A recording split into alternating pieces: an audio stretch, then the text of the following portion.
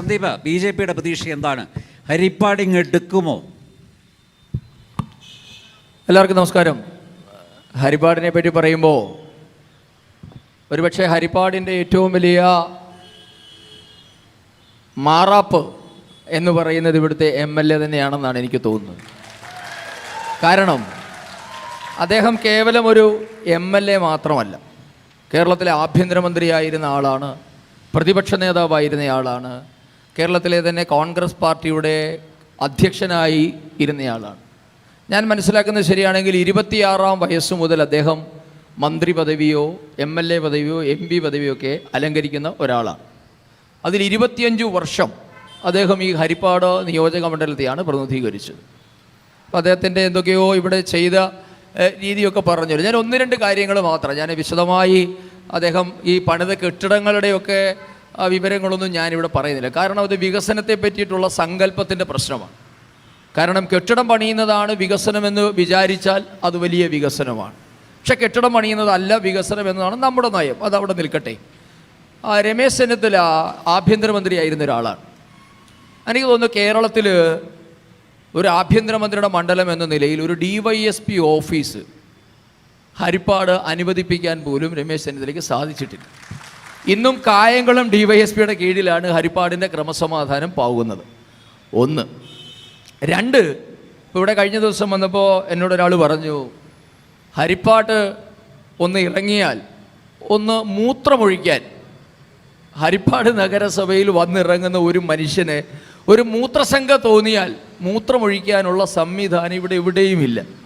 അപ്പോൾ അത് ഞാൻ തിരക്കിയപ്പോൾ സത്യമാണ്. പക്ഷെ അന്നേരമാണ് മറ്റൊരു കാര്യം മനസ്സിലായത്, ഹരിപ്പാട്ടുകാർക്ക് കുടിക്കാൻ വെള്ളമുണ്ടെങ്കിലല്ലേ പെടുത്താൽ പോരെ. അപ്പോൾ 25 വർഷമായി ഒരു 4 തൂണയിൽ കോടികൾ മുടക്കി ഒരു വാട്ടർ ടാങ്ക് പണിതിട്ടേക്കുന്നു. ഹരിപ്പാട് മുനിസിപ്പാലിറ്റിക്കും സമീപ പ്രദേശത്തെ 3 പഞ്ചായത്തുകൾക്കും കുടിവെള്ളം കൊടുക്കാനുള്ള പദ്ധതിയാണ് അല്ലേ. ആദ്യം കുടിക്കാൻ വെള്ളം കൊടുത്ത് പെടുക്കാൻ അവസരം ഉണ്ടാക്കിയിട്ട് വികസനത്തെ പറ്റി പറയുമ്പോഴാണ് ഒരു വികസനം എന്നെങ്കിലും നമുക്ക് പറയാൻ പറ്റുന്നത്. അപ്പോൾ ഇതിന് രണ്ടിനും ഇവിടെ സംവിധാനമില്ല. 1. പിന്നെ അദ്ദേഹം ആശുപത്രികളെ പറ്റി പറഞ്ഞു. കോഴിക്കോട് മെഡിക്കൽ കോളേജിൽ രോഗിയുടെ വയറ്റിൽ കത്രിക വെച്ചു മാറുന്നു, ശരിയാണ്. ഹരിപ്പാട് താലൂക്ക് ആശുപത്രിയിൽ നടന്നിട്ടില്ല, കാരണം മറന്നു വെക്കാൻ അവിടെ കത്രിക പോലും ഇല്ല. ഈ നമ്മുടെ ഡയാലിസിസ് യൂണിറ്റിൽ നിന്ന് ഇൻഫെക്ഷൻ കേട്ട് 2 രോഗികൾ മരിച്ചിട്ട് അവരുടെ ചിത അടങ്ങിയിട്ടില്ല. ആ ചിതയുടെ മുന്നിൽ നിന്നുകൊണ്ടാണ്, മുകളിൽ നിന്നുകൊണ്ടാണ് നമ്മൾ സംസാരിക്കുന്നത്. 2 നിരപരാധികളായ മനുഷ്യർ, അവരാകെ ചെയ്ത തെറ്റ് ഹരിപ്പാട്ട് സർക്കാർ ആശുപത്രിയിൽ ഡയാലിസിസിന് വന്നു എന്നതാണ്. അപ്പം ഇതാണ് ഇവിടുത്തെ വികസനത്തിൻ്റെ ആകെയുള്ള സാക്ഷ്യം. ഇത് എത്ര വർഷത്തെയാണെന്നറിയോ? 25 വർഷത്തെ കണക്കെടുപ്പാണ്. 1-2 അല്ല, 25 വർഷം ഹരിപ്പാട്ടെ ജനത അദ്ദേഹത്തെ വിശ്വസിച്ചതിന് അദ്ദേഹം തിരികെ നൽകിയതാണ്. പിന്നെ നമ്മളുടെ തീരപ്രദേശങ്ങളുടെ അവസ്ഥ, എനിക്കൊന്ന് തീരപ്രദേശങ്ങളിൽ അദ്ദേഹത്തിന് ഒരു ടൂറിസ്റ്റ് സ്പോട്ടായിട്ടാണ് തോന്നുക. അപ്പോൾ തീരപ്രദേശത്തെ ജനങ്ങൾക്ക് ഉണ്ടാകുന്ന ഒരു ബുദ്ധിമുട്ട്, കടലാക്രമണം പോലെയുള്ള എല്ലാ മൺസൂൺ കാലഘട്ടത്തിലും നമുക്കറിയാം കടലാക്രമണം എന്നുള്ളത് ഒരു സംഭവമാണ്. അത് സംഭവിക്കുമെന്ന് മഴ തുടങ്ങുമ്പോഴാണോ ഒരാൾ മനസ്സിലാക്കേണ്ടത്? അപ്പോൾ കഴിഞ്ഞ ദിവസം ഒരാൾ എന്നോട് ചോദിച്ചു, ഈ തീരപ്രദേശത്തിൽ ഇങ്ങനെ സംഭവിക്കുക, അവരെ മാറ്റിപ്പാർപ്പിക്കുന്നില്ലേ എന്ന്. ഞാനത് ചോദിച്ചു, ഇത് മാറ്റിപ്പാർപ്പിക്കേണ്ട ആവശ്യമുണ്ടോ? മനുഷ്യന് ജീവഭയമുണ്ടെങ്കിൽ അവർ ഓടിപ്പോക്കോളും സർ. അതിനൊരു സർക്കാരിൻ്റെ MLAയുടെ സഹായത്തിൻ്റെ ആവശ്യമില്ല. പക്ഷേ നിങ്ങളൊരു കാര്യം മനസ്സിലാക്കണം, നമ്മളുടെ തിരുവനന്തപുരത്ത്, നമ്മുടെ പൊഴിയൂരിനപ്പുറത്ത് നമ്മൾ ചെന്നാൽ കാണുന്ന ഒരു കാഴ്ച ഞാൻ ഇന്നലെയും പറഞ്ഞു. കേരള തീരങ്ങൾ മുഴുവൻ കടലെടുത്ത് നശിക്കുമ്പോൾ നിങ്ങൾക്ക് നേരെ അങ്ങോട്ട് നോക്കാമെങ്കിൽ കാണുന്നൊരു കാഴ്ചയുണ്ട്.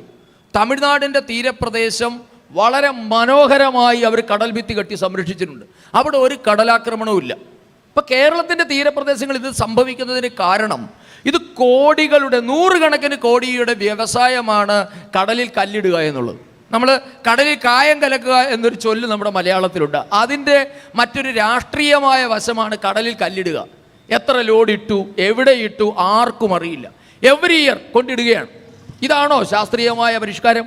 അപ്പോൾ നമ്മെ സംബന്ധിച്ചിടത്തോളം തീരപ്രദേശങ്ങൾക്ക് സുരക്ഷ വേണമെങ്കിൽ അത് വരൾച്ചക്കാലത്ത് ചെയ്യണം, മൺസൂൺ കാലത്തല്ല അത് ചെയ്യേണ്ടത്.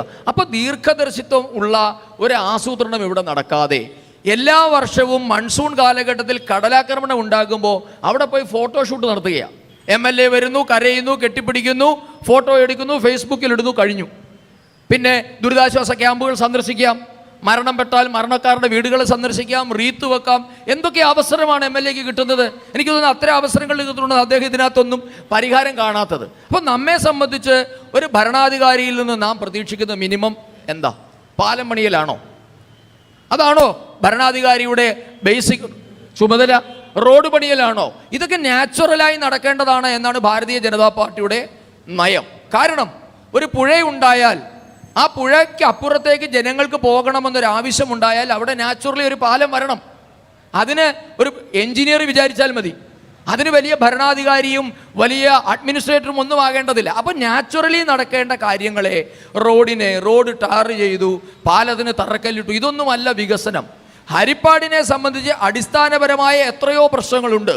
ഈ പ്രശ്നങ്ങളൊന്നും പരിഹരിക്കാതെ 25 വർഷമാണ്, ഒരു 1/4 നൂറ്റാണ്ട്, ഒരു തലമുറയെയാണ് അദ്ദേഹം വഴിയാധാരമാക്കിയത്.